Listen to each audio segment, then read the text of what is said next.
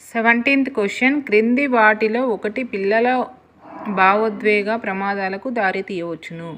ప్రియమైన వారిని కోల్పోవడం, అధిక భావోద్వేగ ప్రజ్ఞ, తాత నానమ్మల భావోద్వేగ మద్దతు, ఒత్తిడి చేయని ఇంటి వాతావరణం. ప్రియమైన వారిని కోల్పోవడం. క్రింది వాటిలో విస్మృతికి కారణం కానిది. క్రింది వాటిలో విస్మృతి: అభ్యసించిన తర్వాత ఎక్కువ సమయం గడిచిపోవడం, ఇతర విషయాల జోక్యం, అనుచితమైన నిల్వ, సానుకూల బదలాయింపు. విస్మృతికి కారణం కానిది అన్నాడు కాబట్టి సానుకూల బదలాయింపు is the right answer. So 19th question. పరిశీలన మరియు నమూనా ద్వారా అభ్యసించడం అనేది అభ్యసనానికి సమర్థవంతమైన సాధనంగా నిరూపించబడింది అని నొక్కి చెప్పే సిద్ధాంతం. యత్నదోష సిద్ధాంతం, సాంఘిక అభ్యసన సిద్ధాంతం, సాంకేతిక అభ్యసనం, నిబంధత సిద్ధాంతం. సో ఇది కాదు ఇది సాంఘిక అభ్యసన సిద్ధాంతం.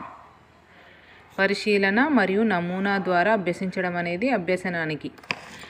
సో నెక్స్ట్, క్రింది వాటిలో ప్రేరణను కొనసాగించుటకు తోడ్పడనిది అని అడుగుతున్నాడు కాబట్టి పిల్లలు అభ్యసన అంశాలతో సంబంధాన్ని ఏర్పరచుకొని దానిలో విలువలు తెలుసుకునే విషయాలను ఎంచుకోవడం, పిల్లలు వాస్తవమైన లక్ష్యాలను ఏర్పరచుకునేలా చేయడం, ఎక్కువ సమాచారం సేకరించి అభ్యాసకుడికి అందించడం, పిల్లలు కనుగొనుటకు కుతూహలాన్ని రేకెత్తించే విధంగా బోధనా పద్ధతులను ఉపయోగించడం.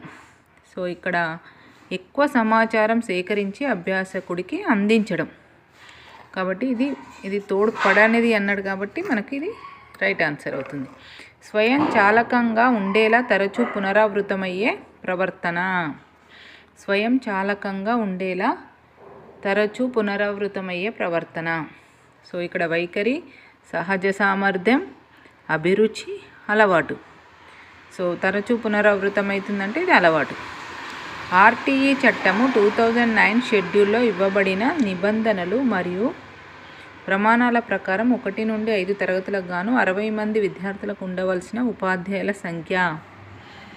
ఇక్కడ 1 నుండి 5 తరగతులకు 60 మంది విద్యార్థులకు ఉండవలసిన ఉపాధ్యాయుల సంఖ్య 2.